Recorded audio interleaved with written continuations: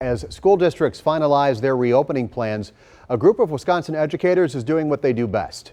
They're issuing grades. The Wisconsin Education Association Council issued a report card for 12 local districts. Mary Jo Ola reports on who they say passes. A state group of educators creates a grading system for school reopening plans. This comes as some districts are still finalizing their approach. Even down to the wire, opinions on how to reopen schools remains divided. Monday night, a district official in Greenfield read parents' comments. We cannot accommodate full virtual learning as we are two full-time working parents. By starting virtually, there will be no need to stop and start face-to-face instruction when students and staff get sick. Before, the Greenfield School Board approved a phased-in approach where all students start virtually.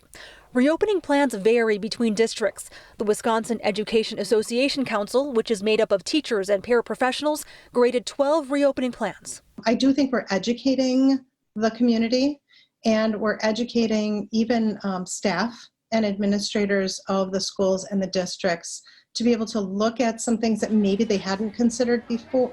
Based on more than a dozen different criteria, including lesson plans and COVID-19 testing and tracing, this is where the grades stand. Out of 12 local districts, half of them got an F. That includes Cudahy, Franklin, and Kettle Moraine. Racine, Milwaukee, and South Milwaukee got Bs. Teachers' unions have been vocal, protesting to push for virtual learning. We asked the WEAC why districts with in-person learning in their reopening plans, even with changes to mitigate COVID-19, got worse grades. What do you say to critics who are going to look at this and say it wasn't done objectively, it wasn't done fairly? I would ask them to really look at those conditions, those criteria. These are based on science and they're based on health recommendations. We're not doing this for any other reason but to move things forward and to educate the public.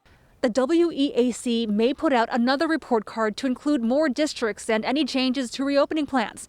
To see the grades and the rationale, just look for this story on TMJ4.com.